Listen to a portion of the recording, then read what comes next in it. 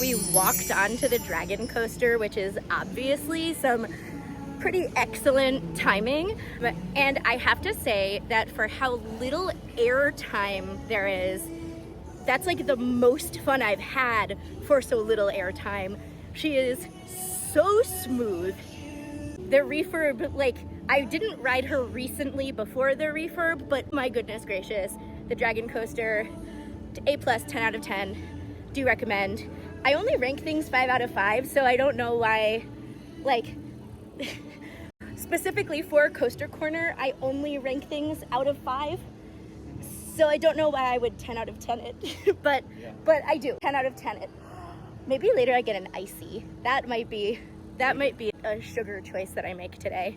So the Old Mill ride is fantastic. While being a like regional theme park dark ride with kind of mystifying lore, gnomes who talk like leprechauns. It's what they did. They had Irish accents, but they were gnomes. Right. It didn't really cross my mind.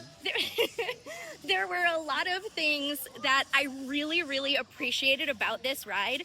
One of which being that some of the most famous theme park rides in the world have featured gnomes and trolls. So I kind of love the fact that that is a thing here.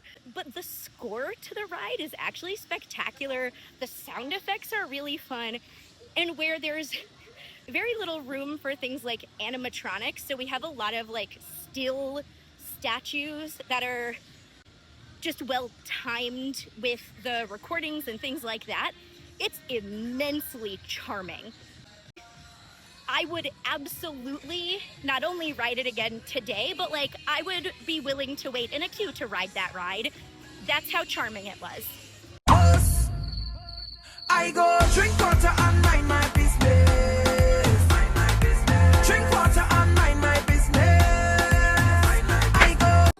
Okay, so we just got off of Zombie Castle, and I have a lot of thoughts. I think some of them are conflicting, but mostly it's that something about this ride is particularly unsettling. Like, it's not traditionally scary in a jump scare kind of way. Not truly, not as intended, but it is still immensely unsettling. I think in part because the scares are a little bit broad subject-wise. So even though it's called Zombie Castle, you have specters of all kinds. There are realistic-looking mummies. There are zombies, ghosts, but also like a man hanging from a rope. So like, I don't know, various levels of torture as well, which I'm used to from like going to the torture museum, but is unsettling in a theme park ride. That said, parts of it are so unserious that it can't be all the way unsettling. But I think it actually accomplishes what things like Tower of Terror or like Haunted Mansion want to do, in which you want to feel, or they want you to feel like it's actually haunted. If you told me out of every like scary dark ride that I've ever been on that one of them has like a real mummy in it and is cursed, I would believe you if you told me it was Zombie Castle. Okay, I want to call out something that's sort of a silly thing to point out maybe, but I spend a lot of time at Disney Parks, Universal Studios, and Six Flags, which are all partnered with Coca-Cola brands. Right now, where I'm at Rye Playland, they have a Pepsi partnership, and on the Pepsi machines, I have access to like lemonade and iced tea and I think a third non-carbonated option. And that's really cool because typically, like on a soda machine, I might have one option. You know, it's iced tea or lemonade, rarely both, or a Powerade situation in there because again, owned by Coke. So super exciting to have like sweet tea, but I could also get pink lemonade if I want to. Definitely a fun thing for like bariatric folks, other people who don't do carbonation. I'll have to start paying attention to if other Pepsi parks have as many non-carbonated options too. I have not noticed as many no sugar options though, so that's something I will also pay attention to. But as far as low carbonation, I'm lucking out today.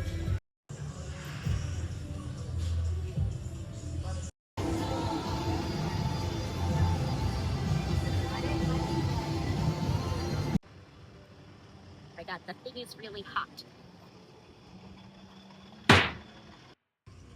Guys, I have very bad news. This place that's called Smash and Shake, which is, I assumed, a smash burger and milkshake place, does not appear to have shakes. Okay, so we just did a double shot on the double shot. By that I mean we did the double shot and then I asked if we could go again because there was no queue, and they said yes. And I forgot how much of a punch this ride is packing. Super duper fun, definitely recommend. It's not the tallest drop ride, but they managed to make it a great balance of thrilling. Also, it's 98 degrees out. I'm feeling very Disney today while not leaving New York.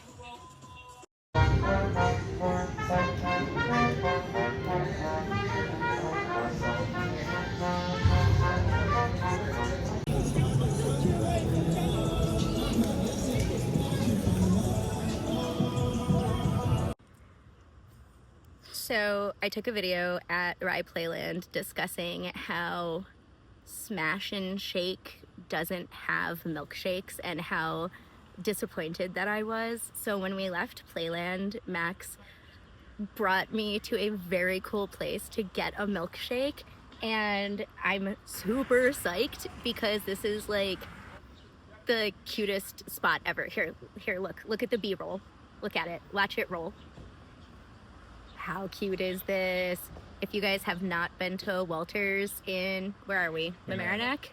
In Mamaroneck, you've got to check it out. It is so cute, and everything so far has been really tasty, even the water. How cute is this? If you guys have not been to Walter's in, where are we? Mamaroneck? In Mamaroneck, you've got to check it out. It is so cute, and everything so far has been really tasty, even the water.